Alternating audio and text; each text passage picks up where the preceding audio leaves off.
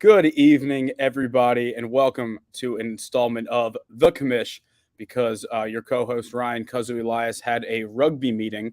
I don't know exactly what happens in rugby meetings. To me, it just sounds like you probably just get drunk somewhere and eat, like, chicken or something. But with that being said, we still have a lot to talk about here. We will be joined by Jacob Knauer, owner, president, general manager, and coach of the Bison City Lake Effect, to talk about the action here. Now, usually this is the part of the program where I complain about my own team's performance, but I just have to perform. I have to complain about my own performance here because it's two straight weeks where managerial decisions have really been the difference for this team, and that's something that we just have to clean up as an organization. We just have to make smart football decisions going forward. It's just something that it's been a real tough go of it early in the season. Whether that's the fantasy gods not approving of my allegiances to the devil. Who knows? Maybe it's the devil saying, hey, man, if you're going to be representing us, you got to be less of an idiot. With that being said, we have a lot to cover this week. We are going to be joined soon by Jacob. Jacob in the Commish doesn't have as good of a ring to it as Cuzzo in the Commish does. But with that being said, let's break down some of the news around the league before we get into the matchups here. I think we have to start off talking about the waiver wire this week. Because, with the injury to Nick Chubb, best wishes for Nick Chubb. Hope he's able to, honestly, at this point, I hope he's able to come back at some point in his career because a second brutal knee, dislocation injury like that is ugly. And, I wish him the best. We'll see what happens. But the show must go on. And the hot talk around town was Jerome Ford, the backup running back for the Browns. He had, I think, 25-ish points in his first game. He had a long run where he was down right at the one. He had a reception touchdown as well, and he looks like he's going to have a big role there. So the uncertainty here with the new the FOB system where you get the free agent budget was how much are people going to spend? Hang on, I need to text Jacob back here. I maybe did I spell his name wrong? J.Knauer2 at. Sorry, everybody listening here live. Maybe I spelled Jacob's email wrong. Let's try again here. I wonder if he sent me the wrong email. Probably not. Jacob at Computer Hero. I can do that.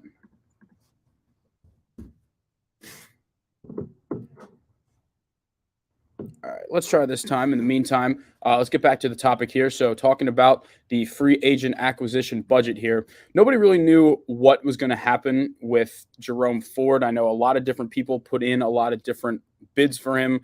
I personally bet 420. I felt like that was going to give me, just the highest opportunity to be able to get the player that I was coveting. And, obviously that was not high enough. Last week, Puka Nacua had the highest bid by Owen. This week, it went to Jerome Ford. 785 out of the allotted 1,000 was what Jerome Ford cost. Now, the winning bid was $124 more. So Justin Snyder and the Sun had 651, and that wasn't quite enough. We also had 501 from Owen, who, if Owen had gotten Ford, he would have almost nothing left. Besides myself, Chris had 351, Jason had 327. I don't know if Carter thought he was going to get Jerome Ford with a $150 bid, but it didn't work out for him. And now we have Jacob Knauer joining the program here. I like the 0-time champion. I feel that. Yeah, I mean it's rough, but it's the truth. Hey, at least you haven't been a. Should I put 4-time Ridley Bowl? No, we're on to the present. We're on to the future. Let's put 5-time Ridley Bowl champ and get more with the present here. Mm-hmm. Yeah. No, right now I'm talking about the waiver wire pickups. And were you surprised to see a $785 winner? No, I got to be honest, I wasn't. I mean, especially after what Owen did with Puka. I think it's you got to bid if you want your guy, and it seemed like Drew wanted the guy. And you know what? It worked. Drew has the guy. He doesn't have much FAAB left, but yeah, there are times you have someone get someone with that opportunity. The main reason I didn't is because I thought they were going to sign Kareem Hunt, and I'm like, all right, I think it might end up being a committee, and I'm not breaking the bank for both halves of the committee, just for me to be able to sit there and start the wrong one every week. Right. Yeah.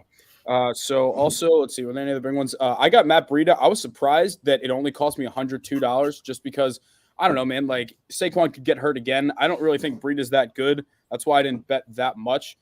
Carter bet 100, and so I bet 102 just because I thought I was going like reverse. I'm like, all right, well, someone's going to bet 101. So maybe I should bet 102, like really get ahead of the curve here.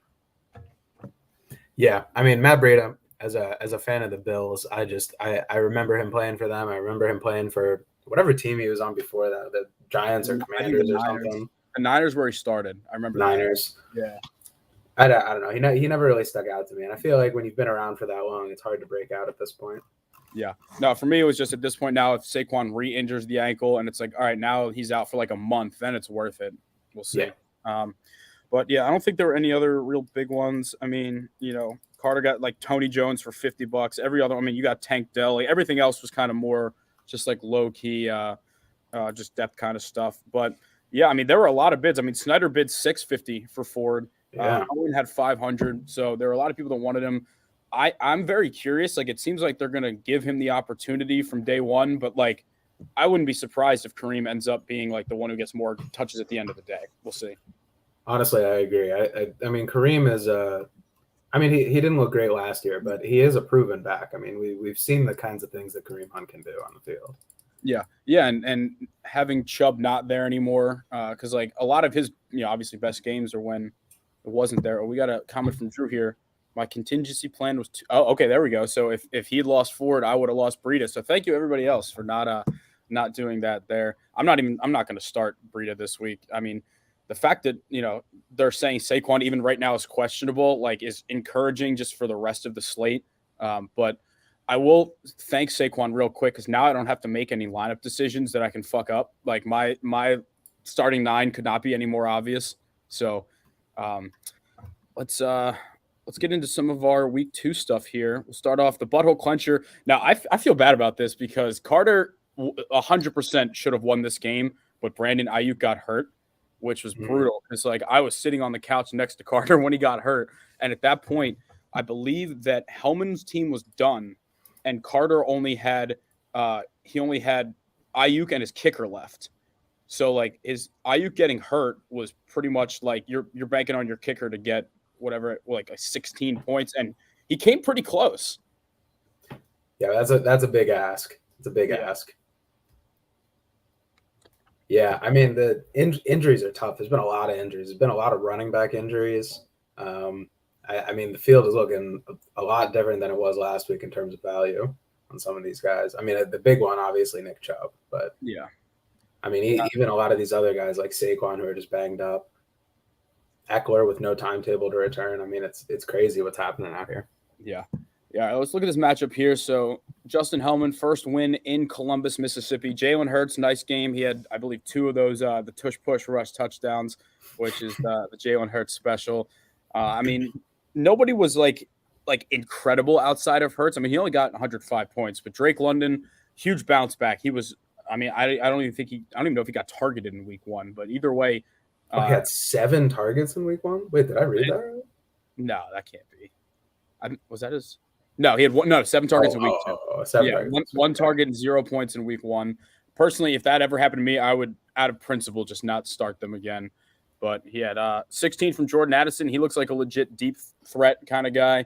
And, yeah, he does. But man, it's amazing that he's able to produce with Justin Jefferson putting up it like is. And game. Yeah, and I knew he was legit because it's hard, with the Pitt quarterbacks to look as good as he did, which was impressive when he was there before USC. But man, Hellman's running back core has some question marks, and especially now that Cam Akers is a Viking. Mm-hmm. That running back core is rough. I don't know if I would trust that at all. Yeah, I mean, and of course, Jonathan Taylor being out is fucked. Like, that's not his fault. Like, I mean, it's kind of his fault for taking him. We didn't really know what it was going to go, but now it's going to be Zach Moss and Tyler Algier in week 3. That's a rough week 3 starting lineup. Yeah. I mean, I guess you're hoping when Jonathan Taylor comes back, I mean, you're thinking Travis Kelce's got to get back to his normal production. I mean, last week was pretty good for Travis Kelce, but we'll see if he can stay uninjured. And as for Dr. Z, 22 from Justin Herbert, 15 from Zaire Franklin, who's probably his highest scorer so far this season.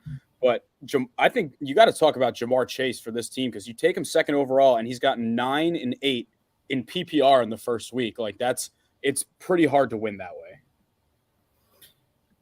Yeah, absolutely. It's just not been looking good from Joe Burrow. I mean, I offloaded Burrow to Ari in week 1, and I'm feeling pretty good about that. Week 1, it kind of seemed like a wash, but now Joe Burrow's had 2 pretty weeks in a row.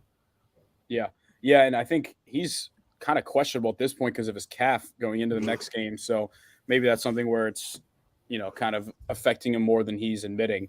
But either way, 6 from your running back 1, 5 from your running back 2, and it still could have been a win if Ayuk didn't get hurt. So I think if you're Carter, I wouldn't say concerned about the team. It's just kind of more like hey, come on, let's pick it up a little bit here. Like he's got guys. I mean, I still think this is a bubble team for sure. I think my division might be the weakest in the league. I'm not going to lie, because I mean these are 2 teams and then my team right there. I think it hasn't been a great start to the Big ACC so far. Yeah. I think your team's on the up though. Yeah, no, I mean it's funny because last year I started 4-1 and then went completely downhill, which in a way kind of has led me to be like, hey, like it's a long year, relax. Like you can start bad. It's just about getting up at the right time, and I think we got the right guys in the locker room here. But I guess while we're on the topic of my squad here, let's tune into this game. Ari can tell you because I was sitting on the couch talking about it with him. Was that I was debating between 3 guys for the flex, and it was Nico Collins, Raheem Mostert, and Jerry Jeudy. Nico got 27, Mostert got 25, and Jeudy got 5. And, I still stand by my logic that I knew that Ari's team is good, and I decided to go with who I felt had the highest ceiling because Mostert did almost nothing in week 1. Nico Collins was actually in the starting lineup until C.J. Stroud's shoulder injury came out. That's when I got skeptical. So I stand by the fact that I still think Jeudy had the highest ceiling, but it's just unfortunate how big of a gap it was between him and them. Yeah, that's just a tough break. Honestly, I didn't see it coming from those guys on your bench. No. I probably would have done the same thing, to be honest. I mean, Mostert was playing the Patriots after getting 13 against the Chargers, and then Nico Collins had like 13 or 14 and then was playing with a quarterback that was supposedly banged up. But either way, the talent is here. It's just about finding the right combination of guys. I think, I can blame it on that situation, but at the end of the day, I lost because Trevor Lawrence had 9 and Calvin Ridley had 5. I said before, that's going to be the combo that I'll live and die by, and I died by it that week. I mean, 125 with those guys doing that is still encouraging. Yeah, that's a good point. I mean, you're expecting a lot more from those guys, especially after week 1. And seeing a lot of your up and coming players, even if they are on your bench scoring big, it's a good sign for the future. Yeah, and finding out Saquon's injury isn't like season altering is good. I mean, he first off he shouldn't play. They're going to lose to the Niners anyway on Thursday. He'll have off from Thursday until they play next Monday against the Seahawks. Give him that 11 days off. He'll be fine for that game. Mm-hmm. That I'm not concerned about. But we'll get back to my team. Let's talk about Ari's team real quick. I blame you for this loss because Tyler Lockett had a huge game. He had 25.9. I also blame Amari Cooper because he wouldn't have started Tyler Lockett if Amari Cooper wasn't questionable for that game on Monday night. But Lockett had a big game. Justin Jefferson, I was with Ari for that game watching the Eagles. I mean, he, that he's going to get his. I literally said to Ari, I'm like, just keep him under 30, and then we'll see what happens. But yeah, I mean, it was just a solid day. Burrow at 16, Walker at 18, Connor at 16. Like a lot of his guys just came to play, and 134 is among the best scores in the league. Yeah. I mean, Justin Jefferson averaging 25 points every week for you. Yeah. That's hard to compete against. I mean, that's just such a good starting base for the team. And I mean, normally when a player does that, you think, he'll probably go back down. But I mean, he was doing that all last year too. He's unguardable. Pick your poison. If you want to double him, then Jordan Addison will burn you. So that's kind of why that he'll get his this year. But yeah, I mean, I like Ari's team. I think James Conner was kind of slept on just because, the Cardinals were supposed to be so bad and the fact that Kyler Murray was out for a while. But he's a fine RB2. in this league for sure. And when he gets Aaron Jones back, he'll slide into the flex. And man, that I would say that the no offense to the NFC East, but this is the division that's been playing the best so far. They might not be the best, but playing the best so far. I would say so. Yeah, I would certainly say so. Let's see. Last thing I'll say on my team is I said in week 1 that I needed Saquon and Devontae Adams to do better, and they did. They both scored over 20. James Cook, it's frustrating to not have the goal line carries, but I'll take 19 for my RB2 any day. He's catching passes. And I don't know, man, Latavius Murray just looks big. Like, I trust him on the goal line as a football fan. He just looks bigger than everybody there. Yeah. I mean, I'm thinking if you can hope for the Bills to get into sort of, 10 yards from the goal line kind of scenario, I think that's where you're going to see more James Cook scores on those little scrambles. He's really good at getting to the outside and beating people. But, some weeks that's just not going to happen that much. And they'll give the ball to Murray or Josh Allen or something. Yeah, I mean, I would have won week 1 if Allen had hit him on that one little wheel route down the sideline against the Jets that he just kind of overthrew a little bit. But, all right, yeah, not enough, to talk about here. We'll move on. I will give a quick shout out to TJ Watt for at least giving me a hope with that touchdown. Like, I was in my room. I was doing some, like, mobility stuff. So I had, like, the TV. It was, like, facing the other way. I was behind my bed, and I just hear, and it's a touchdown for TJ Watt. And I just spring up, like, no fucking way. That just happened. But the funny thing was, if I had played Hobart, I would have won by 0.5 because of that touchdown. I can't even imagine what I would have done if I won because of that touchdown on Monday night. I would have gone berserk. That's a tilter, losing in that way. I mean, that's almost as bad as losing on your quarterback taking a knee at the end of the game. Oh, brutal. Man. Yeah, this could be just a trauma dump session if we want. But final score here, 134.13 to 125.64. Let's move on to your matchup here. Let's go into week 3. The Lake effect had it all going. I mean, there was really, you could say, no weak spots on this team outside of maybe kicker. Talk about the matchup here. Yeah, I mean, I feel like just everything kind of went right for my team this week. I don't think that the Shekels are a weak team. I honestly think that they're going to be pretty good down the stretch. I mean, especially with Alvin Kamara coming back. But I mean, I just don't know what you do against like 173 points. It just seems like, every single player showed up. Every single player played well. I mean, when your lowest scoring player is, aside from your kicker, is Stephon Diggs, like, that's a pretty good sign usually. Yeah, I mean, and now that you got Williams, like, I'll save the pity session here. But, like, the fact is, obviously, he's not going to score 30 a game, but he will probably be a fine RB2 this year. He's going to catch a lot of passes. Akers is gone, so he's the guy now. Tony Pollard, he's got to be. Do you have here we go, top 4. So you got 2 top 4 guys right now. Really, the only position where I truly don't think you have a stud is Kirk, just because I feel like between him and Ridley, he's just going to go back and forth all the time.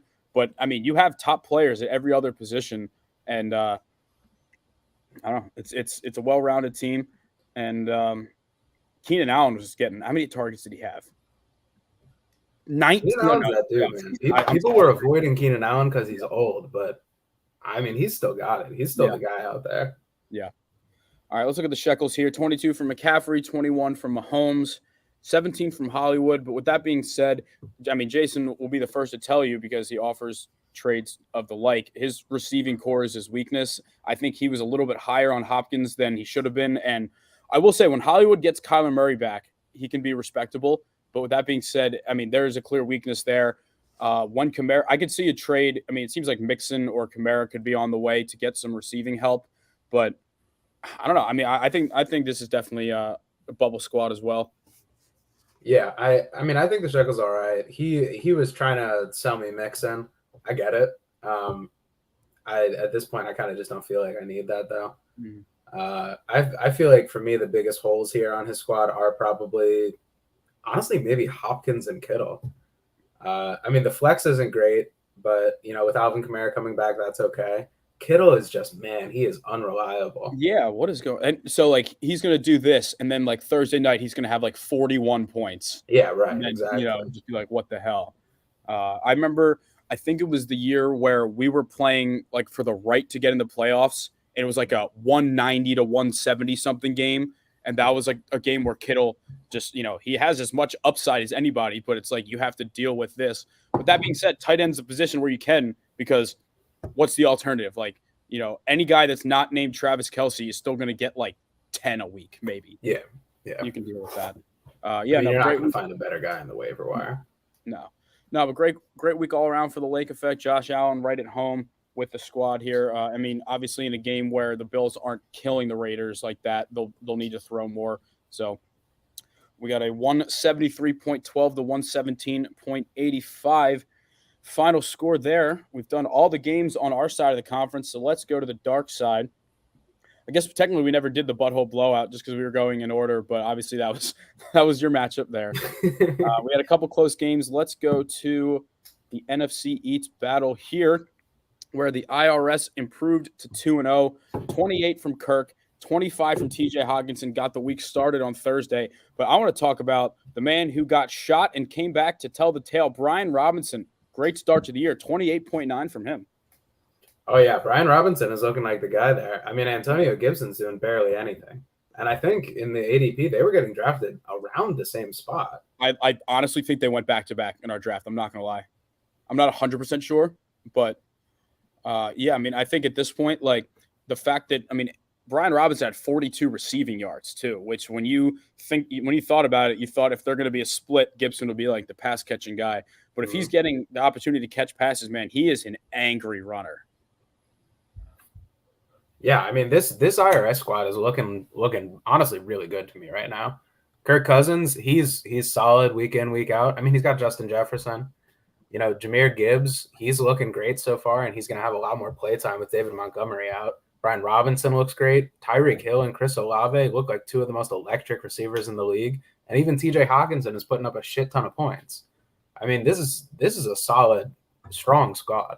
Yeah. The only thing is, flex is probably going to be a rotating door. I think that DJ Moore kind of showed this week that they need to throw the ball a little more to him after he was quiet in week 1. But I know Drew feels good about this squad. 151 points. Let's talk about the reigning champion State Penn Jailbirds. 28.9 from T. Higgins, who had 0 in week 1 as a nice turnaround. This team is going to be in very good shape if DeAndre Swift takes over, not even as the bell cow, just as the RB1. Give him like 15 to 20 touches a game.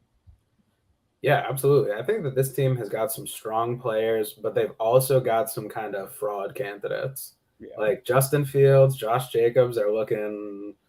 We got a nice comment from Drew here. Yeah, so Drew, you can correct me if I'm wrong. I think that Carter picked it. I don't know if it was the pick exactly before you, but I remember you telling him you picked the wrong one. So it had to be somewhere pretty similar to when they got picked. But either way, it looks like I don't know how long David Montgomery's out, but that running back core is in good hands. Back to the Burt squad here. It seems like he's been pretty right about Zay Flowers so far. He's Absolutely. An immediate fantasy starter. He kind of came back down to earth after that week.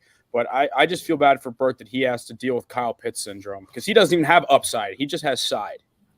Mm-hmm. Kyle Pitts is rough. I wasn't going to try to draft him this year at all. I just don't trust that Atlanta team. As everybody will tell you, Kyle Pitts, he looks good. He's athletic. But, the situation he's in is just not great.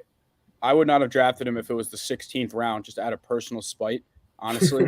But we got another comment here. It was at least within a 3 picks. Yeah, it was definitely pretty close. I think ESPN might have had them back to back. That's probably why I thought about it. I would say if you're Burt, you have to be very concerned with Justin Fields because I had him last year and he was a stud fantasy quarterback. He didn't win a lot of games, but the first week I ever had him, he scored 42 points and only got, was continuing to progress. The problem is he's just not running the football. And that's that's why he was so good in fantasy, right? Like he's not going to win anything with his arm. He had 4 carries last game for 3 yards. And that's not going to fly. Seems like it's ugly in Chicago between Fields calling out the coach and a defensive coordinator getting raided by the FBI. Is that right? Yeah, that's what it sounds like. Fields had a bad week last week. Even with 14 points, it was worse than that. He did not look good out there. That Bears situation is not one that seems like it's going to be strong. No. No, but I still think the Jailbirds have a good outlook overall because keep in mind Austin Eckler's out. So Right. when you think about it in the long term, this could be Austin Eckler and DeAndre Swift at RB1 and 2, which is, I mean, it seems like it could be potentially pretty solid. T. Higgins and Zay Flowers, like I think this team, I mean, obviously you could see it on the field too, is still a step below the IRS, but I wouldn't, write this team off at, I think they're 0-2. 0-2, yeah, Clancy Bowl hangover right now. Mm-hmm. Yeah, I gotta agree. I think that this is a pretty good team. I agree, not as strong as the IRS, but you can see the upside here for sure. Yeah. All right, final there, 151.51 to 125.44. Let's move on to the Battle of Mulberry Lane. That's Bed Bath and Bijan, and of course the North Philly Neanderthals. We're gonna have to start off here, unfortunately, talking about Nick Chubb and that brutal injury that they wouldn't even show again on TV. So unfortunately, Nick's going to be out for the season. We'll see how Owen attacks it. But if there's anybody that's as cursed as I am, it's Owen. Because, Jacob, you're cursed in terms of playoffs. Owen and I are cursed that we don't get there. So it's different kind of curses. I will say, though, that Owen has a victory lap in order because 30 points from Puka. Oh, yeah, man. That is crazy, the kinds of things that Puka's doing. I mean, just the sheer volume of balls that he's getting thrown his way, it's crazy. Yeah, and I mean, at this point, it seems even when Kupp comes back, it'll kind of be like when they had Kupp and Robert Woods. Like Woods was still a fine wide receiver too, probably more flex, and then Kupp was a guy. But who knows when Kupp will come back? And if he doesn't, then you're basically getting Kupp's production out of that guy, and we'll see. I mean, that's really what it's going to come down to. If Kupp comes back, I would imagine. I mean, Puka's not scoring 30 a game, maybe more like 15 to 20, but I'm not ready to concede defeat on the take that, Owen spent way too much on him. I mean, you can argue just based off this alone that it paid dividends here. But, 30. Yeah, honestly, I mean, it could have been the difference between a win and a loss this week. He only won by like 14. Yeah. Now Puka put up 30. Which guy was he starting off the bench that was getting 16, 17 points? Nobody on this roster would have done that. He also had 22 from Debo, 21 from Bijan. Let's skip fantasy for a second. Bijan, just his highlights are unbelievably impressive. He looks incredible. I mean, the fact that like when he cuts, it just looks so much faster than everybody else. Yeah, it's like he's gliding. I mean, some guy on Twitter posted one of the like end zone shots where you can see him moving side to side. Oh man, he looks so good. It was like the bird's eye view kind of one. Mm-hmm. Yeah. I mean, the fact that Owen got 136 when losing Chubb was 6 points is impressive. Seems like it's a respectable squad. I could see a quarterback change coming. I mean, Deshaun hasn't really been good in a fantasy or real life scenario. And honestly, and actually in terms of fantasy, Dak hasn't been much better, but that's because the teams have been beating everybody by so much that they really haven't had to throw the ball. But I could see that being, if not anything, more of a committee type approach there. Moving over to the Neanderthals, great week from one of the best receiving cores in the league. I mean, you lose Cooper Kupp and you look up and your wide receiver 1 and wide receiver 2 both have 25 and 24 points. Yeah, this is a pretty good Neanderthal squad in the wide receiver department. In the running back department, though, I don't trust it. I don't like either of those guys very much this season. Isaiah Pacheco at the flex, I mean, he's only putting up 8 too. I don't know if there's a strong RB1 on this squad, really. No, and I feel like it could be something where him and Jason could be a good trade match, just going off the positional surplus that we talked about a little bit earlier. And I don't know if they might be too stubborn to make a deal with each other like that. We'll see.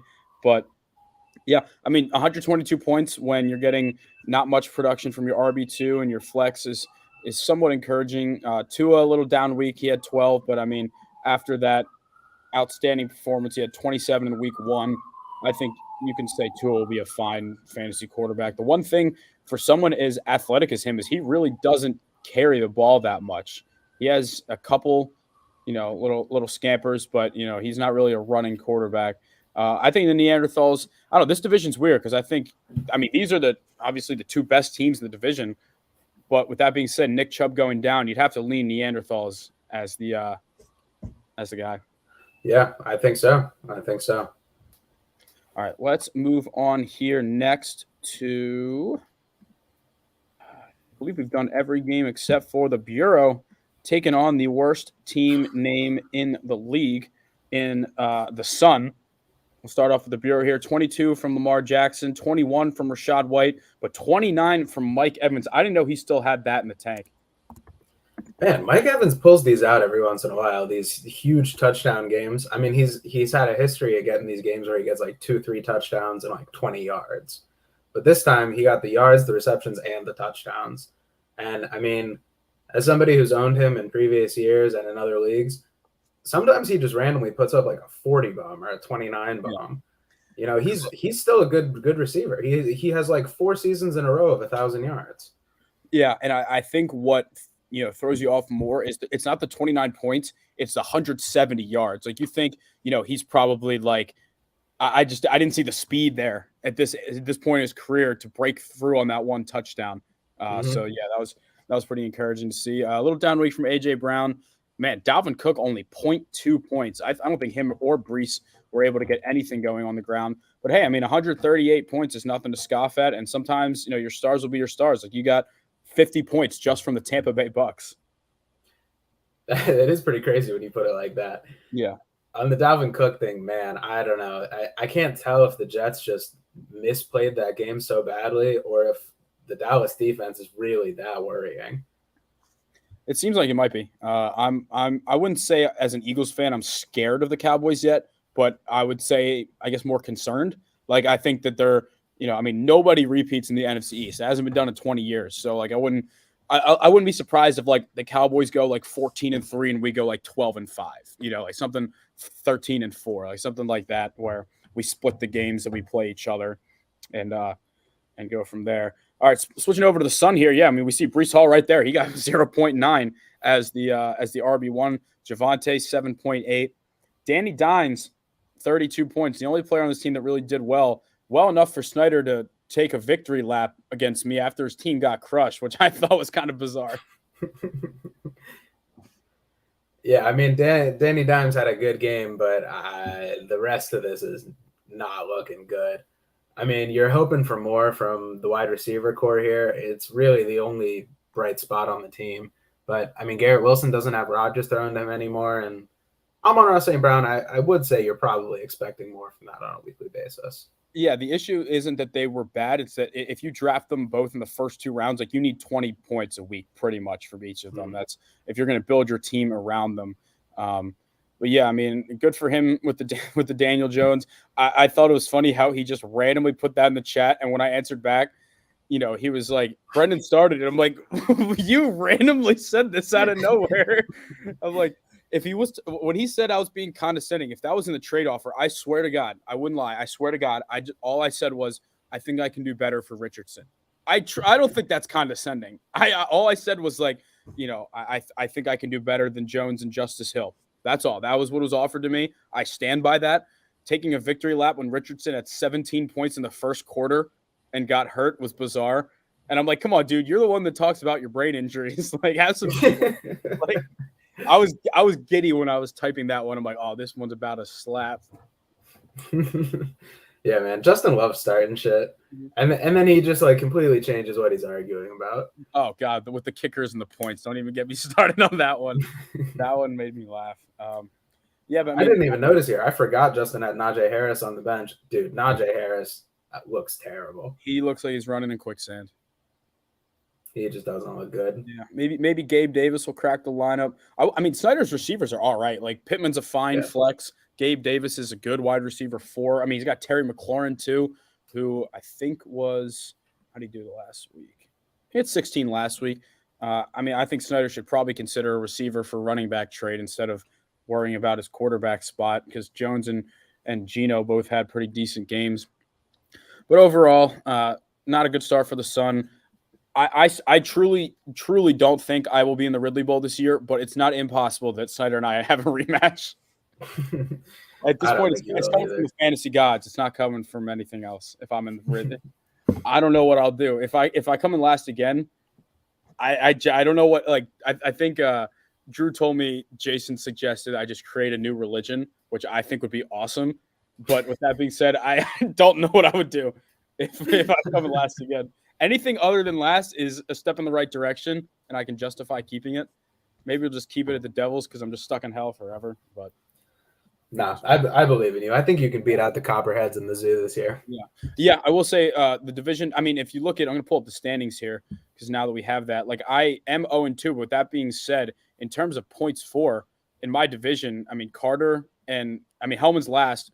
Carter is, I think that's ninth, and I'm ahead both of them. So way too early to get nervous about that. Actually, I don't know why I just went there. But with that being said, I guess should we start off with our matchup for the preview, or should we end with that? I think we could start off. Yeah. All right. Let's get it here. Like I was saying earlier, I mean, I really don't have many decisions to make because Saquon's out. James Cook and Mostert, were the easy options there. Nico Collins. The only reason I'm putting Adams in the flex is it's Sunday night. You never know what happens. It's no sign of disrespect to Devontae. He's a team player. He's a captain on this team. He knows that it is what it is. Really don't really have many decisions to make, and I believe I have everyone playing at the afternoon spot except Adams and Watt, who, I mean, both could put up big games. Man, yeah. I'm thinking I'm just going to be rolling out the same roster as last week as well. It ain't broke. We got to see what this team can do 2 weeks in a row. I think it's crazy that they have Kyron Williams projected for 18 points. I think they need to pump the brakes a little bit on the projection. But, I'm happy to see the confidence from ESPN. It's so and no matter what, win or lose, that this game is coming down to him on Monday. Just like the fact that it's like it's not even drama between us. It's just the fact that I dropped him and you picked him up. Like, if he beats me, that's going to be such a down bad, like, fuck, man. Like, that's about as low as you can get early in the year. But no, the interesting matchup, I think, in this regard is the Trevor Lawrence. Like, who's he going to throw to more?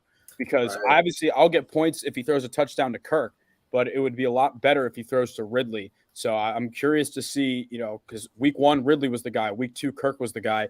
Who gets it now? Yeah, I mean, I guess the thing that I'm hoping for is that he just throws a bunch of checkdowns to Christian Kirk. I'm hoping for like 16 receptions, 70 yards. Like, that'd be perfect. I saw a stat on Twitter that apparently in 2 games against the Texans last year, Trevor Lawrence did not throw a touchdown. Huh.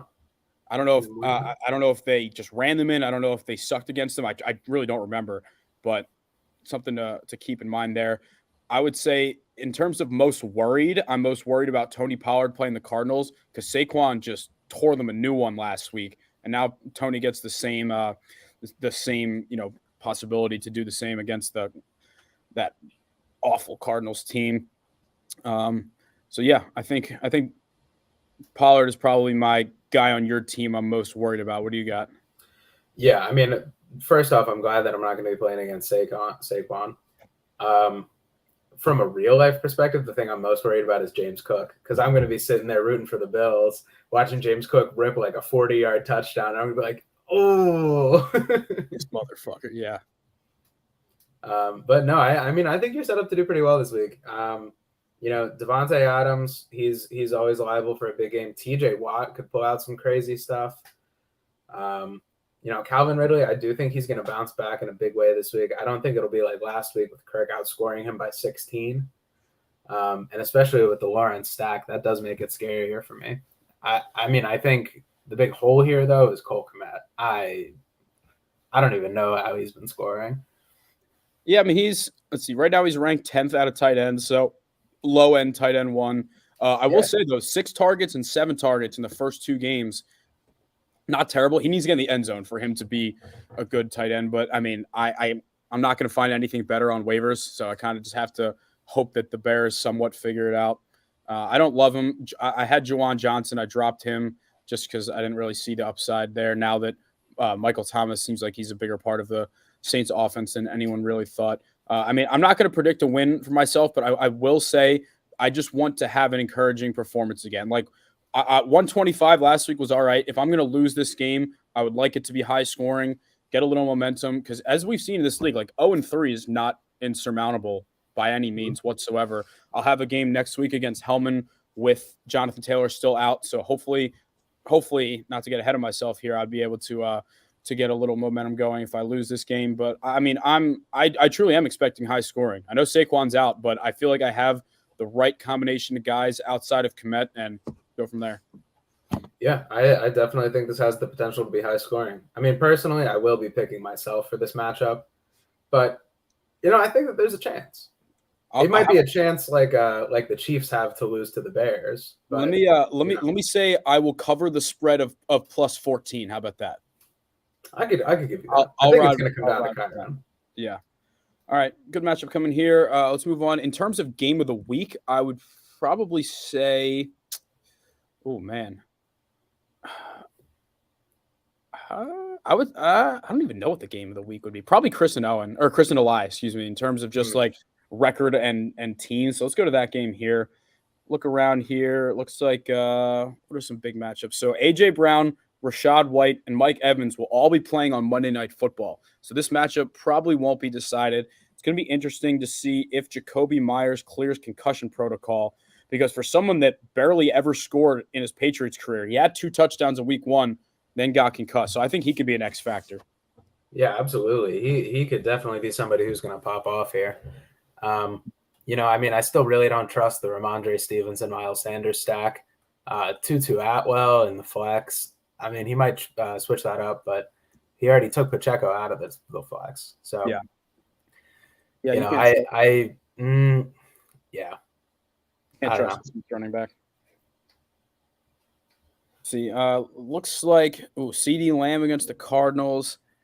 Well, it's going to be a big Eagles and Bucks matchup because Devontae Smith and Dallas Goedert as well. I mean, that's 5 players out of the 18 are all playing on that Monday night game. Looks like Chris is starting Tutu Atwell in the flex here, who is currently ranked 16th. He had 17 points and 15 points. So that was the flip-flop with Pacheco? Yeah. Has he always had Brock Purdy on the squad? I think Brock Purdy was on waivers.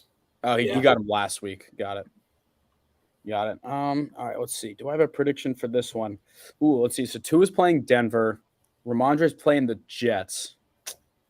I don't know. It looks like Derrick Henry's questionable as well. He was limited with a toe injury in practice. That could just be a veteran Wednesday. Yeah, that's what I'm thinking. I'm gonna go with the Neanderthals here. The line's pretty close. It's within 3 right now, but yeah, this seems like a pretty balanced matchup. I think I take the Bureau in this one. I take the Bureau to go to 3-0. There we go. All right, let's move on here to I believe both of the team names in our league that have the word "the" in them, the Sun and the IRS. 2-0 versus 0-2 here. See any? We got Jerome Ford starting in the flex this weekend. Drew's not taking any chances. I guess I should phrase he's not going to wait it out and see what the roles are. I think even if Kareem Hunt's a big part of the offense, probably not this week. Yeah, I agree. I mean, the coach came out and said that Ford is the starter this week. I think at least this Sunday against Tennessee, they're going to give him a shot. I think that's a good start. Agreed. Yeah, and I will say though that it's not like Hunt has to get familiar with the offense. Like he knows the offense. Yeah. I could see Hunt just playing third downs because like he is not a bad pass catching running back. I mean, when the Bills or when the Browns are running with Chubb, that's kind of what they'd let him have. I'm thinking that I like the matchups here for Drew's side. He's got Kirk against the Chargers. He's got Jahmyr Gibbs against the Falcons. Chris Olave. Depends if they have Jair Alexander just kind of like shading him or not. But I don't know. Obviously, I'm going to pick Drew in this game. But what are you saying here? Yeah, I mean, Olave, Michael Thomas is looking pretty good, honestly, last week. I think that he's going to have some space there. I just hate the Suns team. It's just too wide receiver heavy. I think there's no shot. I think Drew's taking this one. Yeah. Well, he's going back. So all that shit he talked about Daniel Jones just to go back and start Geno is 1, hilarious, and 2, the right decision because Danny Dimes doesn't stand a chance against the Niners and Geno Smith's playing the Panthers. So valid. With that being said, I don't see a way he wins. Like you look around the roster, it's like what position does he have a better player than Drew? Honest question. Yeah, I really don't know. I mean, you could argue for on any given week, either of his wide receivers performing better, but I don't think you're ever going to say that, it's just a better option. No. I think this will be the butthole blowout of the week presented by Astroglide. I'm going to have to agree with you on that one. All right, let's get back to all conference here. Let's get to the Zoidberg Zoo taking on the Shekels, a battle of 1-1 teams here. See if there's been any changes here. Brandon Ayuk is still listed as questionable. I don't know what Carter's plan is. I don't know if he's going to play. DK Metcalf also questionable right now, but it's the same thing. He needs Jamar Chase to play. I mean, I won't even say like the second overall pick. He needs to play like a playable player. Yeah, absolutely. That Bengals offense is going to have to really prove something against the Rams. In the bright lights on Monday night, if the Bengals have another down week in a row, people are going to really start asking some questions there. Yeah, and I think Joe Burrow is going to play. We'll get to that when we talk about Ari's team. I'm not sure yet. I know that calf's been bugging him. I'm expecting a shootout with the Chargers and Vikings game, so I think Herbert will be solid. Travis Etienne and Damian Pierce facing each other, which is interesting. But, man, this should be a good matchup too. Let's see, Jason's made a switch. He's put in Justice Hill at the flex for Cortland Sutton. Justice is currently questionable. I don't know if that's a veterans thing or he's dealing with turf toe right now. Ooh. It looks like there's a chance he misses this week, in which case I'd imagine he probably just puts Sutton back in, or he could start Gus Edwards. I don't think Justice Hill is the answer at all. I mean, when it was that waiver week where I got Williams, Jason picked up Hill on the same waivers, and he messaged me that morning and was like, "How much did you bid on Hill?" And I said, I didn't bid on Hill. You can see what everyone bids on anything. Yeah. I did. Yeah. But, I mean, I don't think Justice Hill is the answer there. I don't think he's looked as good as Gus, honestly. See, McCaffrey, obviously, anytime he plays, you expect a big game. I think Mahomes is going to do ungodly things to the Bears. But that's the issue with Jason's team. It's like it's just too top-heavy. McCaffrey and Mahomes are going to get you 30 a week, but then what happens after that? Right. You've got a lot of other question marks. Yeah. Like any of these guys are liable to put up 4. Better question is, who on this team outside of Mahomes and McCaffrey is a star? Not really a star. Like most teams have, my team might suck, but like Barkley's a star, Adams is a star, right? Like you have guys that have that potential, but it's just a little too top heavy. Mm-hmm. Mm-hmm. We'll see. Those guys can win you. I mean, McCaffrey could go for 40 tomorrow. Who the hell knows? I think I'm going to take the Zoo in this game. I'm going to go Jamar Chase bounce back. It's tough. I think I'm taking the Shekels though. Yeah. I like the Shekels to take this one. Is Ayuk going to play? He'll be a limited, so it's a shoulder injury, a limited participant. I would imagine he will probably start Mike Williams if Ayuk doesn't go. Mike Williams had 16 last week, so we'll see what happens there. That's not bad. Next up, let's go with the Jailbirds and the Bijans. Austin Eckler, questionable right now. Big question mark if he's going to play or not, but the Jailbirds could use him back. Looks like DeAndre Swift still getting the start. I don't know if Gainwell's going to be back, honestly, but I truly think that if the Eagles have Gainwell as the number one guy after what we saw last week, that's just malpractice. Yeah, I mean, DeAndre Swift went crazy. If Gainwell's back, it might make this matchup for fantasy a little bit more interesting. If they end up splitting touches and maybe neither one of them has a phenomenal game like last week. But I think you're right. Austin Eckler is the big question mark here. But I think the latest update on Eckler was just that there's no timetable. Yikes! Oh, shit! I didn't even notice the Gainwell's on Owen's team right now. If Gainwell doesn't start, oh my God, he has David Monk. At this point, he's going to start Scary Singletary. That's rough. Because at this point, Montgomery, Chubb, Gainwell, man. I will say, though, his receivers are fine. I mean, Jalen Waddle has gotten off to a little bit of a slow start. Debo had a good week last week, and Puka has been like the second best receiver in fantasy. So I struggle to pick this game because there's so many question marks on who's playing. Yeah, absolutely. I'm going to go with the Jailbirds. I think I'm going to say that the Bears still don't win, but I think Fields has like a bounce back fantasy game, like 20s or 30s. Garbage time, but it's you're right. It is tough. I think probably Austin Eckler doesn't play, or if he does, it's going to be a bait. And so I think that I'm going to take Owen in this one. Let's see. So if Eckler's out, he'll move DeAndre Swift to running back, flex. It could be Jaylen Warren. It could be Christian Watson, I don't know. With that being said, am I crazy to say that we could be close to seeing Jordan Love start for the Jailbirds? Oh man, Jordan Love's been doing pretty well. I mean, what is he ranked right now? He's I got to mean, be in top terms of 10. fantasy, he's the second best quarterback. He's Number at 2. 23 and 20. He's been looking pretty good. And when Christian Watson's back, I mean, that'd be a nice stack to have. Yeah, I mean, clearly Holbert likes his light skins, but at some point, like, you have to think maybe Love. I mean, I would say you're playing the Chiefs. There should be a lot of points, hopefully, from him, but that might be the last straw. Like, if Love has another low 20s game and Fields has another like low teens game, like, you might have to just pull the plug. Like, if Richardson didn't get that concussion, I probably would have flopped him this week. I don't even think he's going to play this week, as of right now. But I'm going to go with the Jailbirds in this game. I think that there's so many injury questions. I really don't have much rationale. So let's just move on to the Copperheads here. I can already tell you I'm going to take Ari in this game. I don't know how Helmet is projected 121, but the thing I'm most interested to see is what happens with Cam Akers, because he's on Drew's team. But, like, is he now the running back one? Will it be a committee? Like, your RB1 is Alexander Madison, who is going to get fucked now. Yeah, man, it's not looking good for Alexander Madison. I mean, he had 2 rough weeks too. I mean, Zach Moss has been looking surprisingly good in the RB2 slot.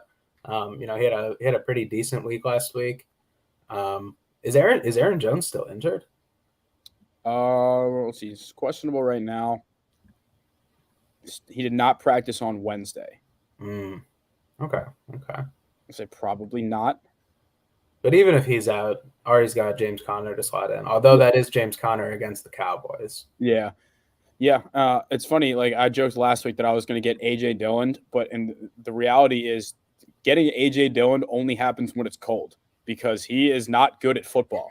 But it's hard to tackle him when it's cold out on a snowy night at Lambeau. That's like when he can just run through you. But, like, he's, I had Jones and Dillon last year, and I dealt with the same thing. But I just want to talk about, when you look at Hellman's roster, man, like, Jordan Addison he's got to be kind of confusing as an owner, because he doesn't really do much except for his, like, super long touchdowns. Like, he had 16 and 16, but he only had 3 and 4 receptions in those games. Chris Godwin's been terrible, and Drake London, had an okay game and a terrible game. I just don't see this team making the playoffs this year. Yeah, it's not looking super great here. I mean, Travis Kelce's the guy who you're really counting on to carry this team with that first-round pick. But, I mean, Kelce was banged up. Hopefully he's back, but I don't know if that's going to be enough to pull this team through. Yeah. Obviously the Jonathan Taylor stuff sucks, but Hellman's line of construction was kind of confusing this year, because he did not draft a receiver in the first 3 rounds, and he only drafted 3 running backs total. So I'm not exact, or I think, no, I'm sorry. He only drafted 3 receivers total. Yeah. He only drafted 3 receivers total. Yeah. And that's starting to come back to bite him. As for Ari, this game could get interesting with the injuries. If Joe Burrow's out, he will start Matthew Stafford, and Aaron Jones could be out. We'll see. I mean, I'm going to take Ari in this game fairly comfortably, but it could get closer if the injuries are an issue. I'm kind of shocked that Ari took Tyler Lockett out of the lineup. I mean, he's got George Pickens and Amari Cooper in over Lockett, who had like 26 points last week. To be fair, Pickens also had 22. I'm more surprised about Amari Cooper, but I mean, Lockett playing the Panthers, yeah. My logic to Ari was, like, if you felt the difference between Joe Burrow and Josh Allen was Tyler Lockett, he should be a starter, right? Like, that's kind of the way I saw it. Like, why would you, I mean, it's Allen to Burrow's a downgrade. Burrow's fine, but in fantasy, it's a downgrade. And why would you downgrade if you're not going to start that guy? Right. I think if I had this team, I would have Tyler Lockett in there over Cooper for sure. All right, let's wrap things up. I believe that was all of the matchups to talk about here. All right, I've seen this on NFL Network before. So what this last thing was going to be is, pretend it's next week. What will the headline be from this weekend? Like, they say, like, look in the future and, like, what are we going to be talking about? It could be a team, it could be a player. What are you thinking? I think that we're going to be talking about the Monday night photo finish between the Delco Devils and the Bison City Lake effect. Oh man, Kyren, don't do it to me. I think that's what it's going to be. Yeah. Yeah. No, I mean, I'm fully prepared for that. I mean, at this point, like I joke that I'm numb to it, but I still get my feelings hurt. It happens, like I remember it was after the Sunday night game where I was on FaceTime and that when the second Mostert touchdown happened, like I just felt my heart drop into my fucking nutsack. Like I was like, come on, man, like this should be a happy occasion. Like, no, fuck that. Yeah, no, I just want the boys to show up. It's a long season. 0-3 would be a tough start, but not insurmountable. I think Carter went, I think either 0-5 or 0-6 and made the playoffs. So at the end of the day, just you got to win your division. And like you said in your message board post, like you're doing the opposite approach right now, but your message board post was struggle in the regular season, sneak in and win like real champs do. Yeah, we set out with that goal, but I just can't help it. I can't stop myself from scoring 170 points. Yeah, just peaking too early. Yeah. All right, everybody. Well, thank you for tuning into the program. Nice episode this week. Anybody that wants to make fun of Elias, this one was actually not his fault. It wasn't poor scheduling because I remember one time last year he just told me, he's like, yeah, I forgot I had a group project thing. I'm like, dude, you're an adult. Like, plan your shit out. This was like a last-second thing he had to do. But Jacob in the commish, I should have updated the template, like the background, so it just says Jacob on it. Not as quite good a ring to it, but I got a feeling we'll be seeing you on later in the season. Yeah, hope to see you again soon. I hope I can earn that slot again, and we'll see if Snyder can earn one for the first time in 2 years. I think he's just salty he hasn't been on the show in a while. Like truly, and it's a privilege. It's not a right; it's a privilege. I don't know if there was anybody else that wasn't on it last year. I forget, but you got to earn it. We'll see what happens. Yeah. All right. Great show. All right. See you next week. See ya. To the public. All right. And we are.